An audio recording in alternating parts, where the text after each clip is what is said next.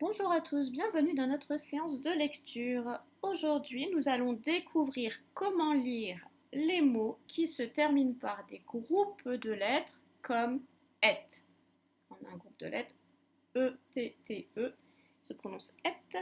Nous allons voir qu'il y a d'autres groupes de lettres qui ressemblent beaucoup à celui-là et nous allons donc découvrir comment lire les mots qui se terminent par ces groupes de lettres. Alors, on commence tout de suite. Je vous ai écrit ici une liste de mots. Hop, je vais la remonter un peu pour qu'on voit bien tout. Voilà. Je vous ai écrit ici une liste de mots. Je vais vous demander de les observer, de les lire et de me dire ce que vous remarquez. Il y a des petites choses un peu communes, des petites choses qui se ressemblent entre ces mots. Alors, qu'est-ce que l'on peut dire? Déjà, on commence par les lire.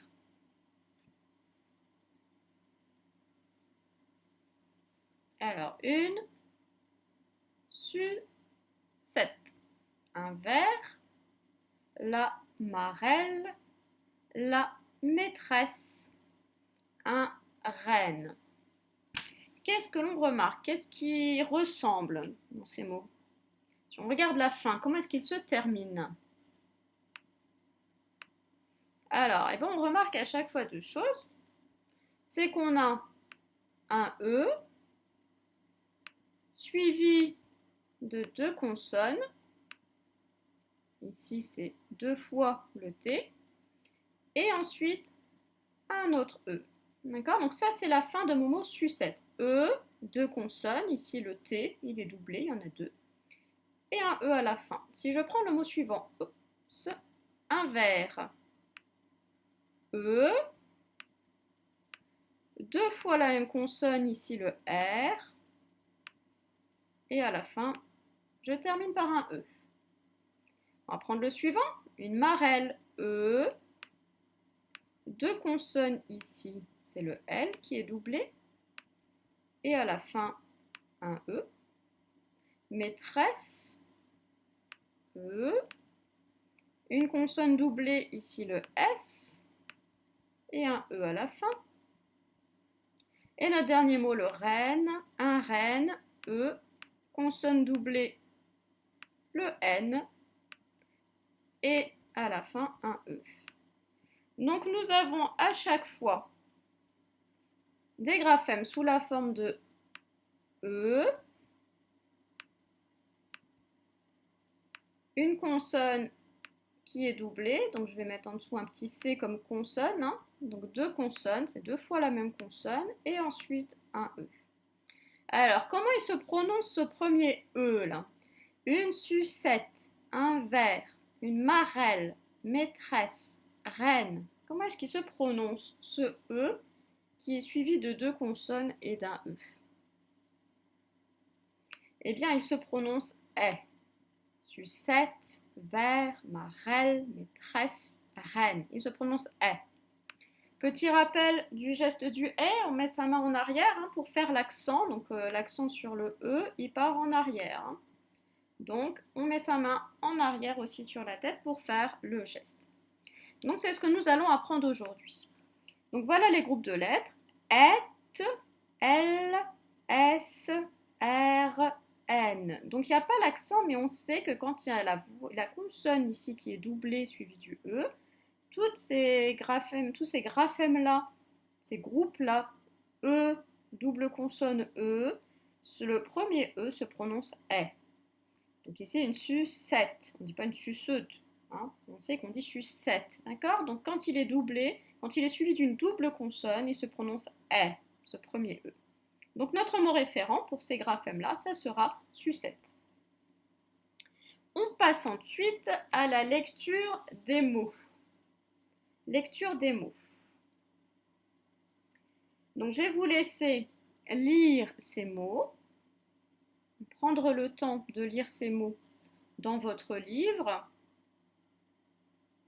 Et ensuite, je vous poserai deux questions. Donc, écoutez bien les questions. C'est pourquoi est-ce qu'il y a ici une majuscule? Pourquoi est-ce qu'il y a ici une majuscule? Donc ça, c'est ma première question. Pourquoi est-ce que j'ai une majuscule à ce mot-là et à ce mot-là? Alors, on va le faire ensemble, on va déjà les lire ensemble, ces deux mots-là. Et puis, on va se poser la question, comme ça, je vais pouvoir y répondre en même temps. Premier mot, Maëlle. Ah, bah, on connaît Maëlle, hein, on en a une dans la classe. D'ailleurs, petit coucou, du coup, à Maëlle. Maëlle. Deuxième mot, la terre. Alors, pourquoi est-ce qu'à Maëlle et à la terre, on met une majuscule? Est-ce que vous vous souvenez que quelqu'un en met une majuscule? On va se réfléchir un petit peu.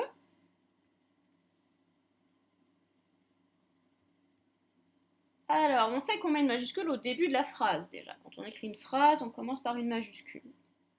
Et on sait aussi que les noms propres portent une majuscule. Donc Maëlle, c'est un prénom, hein, c'est le prénom d'une personne, donc on a une, hein, on a une petite Maëlle dans la classe, donc voilà. C'est son prénom. Les prénoms ont une majuscule. La terre aussi, c'est pas la terre que je gratte pour planter mes petites graines, hein. C'est la terre, notre planète Terre, hein, là où on vit tous. Donc la terre, c'est aussi un nom propre, il y a une majuscule. Deuxième petite question sur cette liste de mots. Je vous entoure les mots. Ces deux mots-là. Je vous laisse les lire. Ok. Tresser, presser. Ma question, c'est pourquoi est-ce que ces mots se terminent par le graphème E qui s'écrit ER? Pourquoi est-ce que c'est le graphème ER ici? On va se réfléchir un petit peu. Qu'est-ce qu'on avait dit sur ces mots? C'est quoi déjà tresser, presser? C'est un nom? C'est un déterminant? C'est quoi? Alors, tresser, presser, ce sont des verbes. Et pourquoi ici se termine avec ER? On avait dit les verbes qui terminent en E, qui s'écrit ER, c'est quand ils sont à l'infinitif. Donc ces verbes-là, ils sont à l'infinitif. Donc, ils se terminent par le graphème ER. Tresser, presser, deux verbes à l'infinitif. Donc, je vous laisserai tout à l'heure lire toute la liste de mots. Hein. Donc, tous ces mots-là, en faisant bien attention. J'ai ma double consonne qui suit mon E. Donc, mon E se prononce E. Ok. Ensuite, je vous demanderai d'utiliser ces mots pour écrire des phrases. Donc, à vous de créer les phrases que vous voulez. Vous utilisez plusieurs mots. Choisissez 2 ou 3 mots, par exemple, et puis vous fabriquez des phrases avec ces mots. Donc, deux possibilités. À la maison, il y aura un Padlet sur lequel on peut écrire ces phrases en n'oubliant pas d'écrire son prénom. Et puis pour les enfants qui sont en classe, vous continuerez sur la fiche de travail que vous aviez utilisée pour les rituels. Il y a la place en dessous pour écrire les phrases. Donc entraînez-vous d'abord sur une ardoise. Vous choisissez des mots, après les avoir lus bien entendu. Vous choisissez des mots, vous vous entraînez à écrire des phrases sur l'ardoise. Quand les phrases vous plaisent, vous les écrivez soit sur le Padlet, soit sur la fiche de travail que vous avez commencé avec les rituels tout à l'heure pour les enfants qui sont en classe. Donc des phrases à fabriquer à partir de cette liste de mots. Et pour terminer, je vous explique les consignes du fichier. Alors, on travaille sur cette leçon-là, hein, LSR. Donc, déjà, la date, nous sommes le jeudi 28 mai. Donc, 28 en date rapide, mai, on est toujours mois de mai, c'est le 5e mois de l'année, 28/5. Explication du premier exercice. Une liste de mots, ici, dans plusieurs écritures, hein, soit en script, soit en attaché. Entoure les groupes de lettres selon le code couleur. Donc quand on voit le graphème E, S, S, E, on entoure en violet. Quand on voit dans le mot le graphème E, N, N, E, on entoure en orange. E, R, R, E en jaune. E, T, T, E en vert. E, L, L, E en rose. Donc les graphèmes S, N, R, et, L. Donc vous respectez le code couleur, vous lisez. Par exemple, si on fait le premier ensemble, le premier mot, je le lis déjà.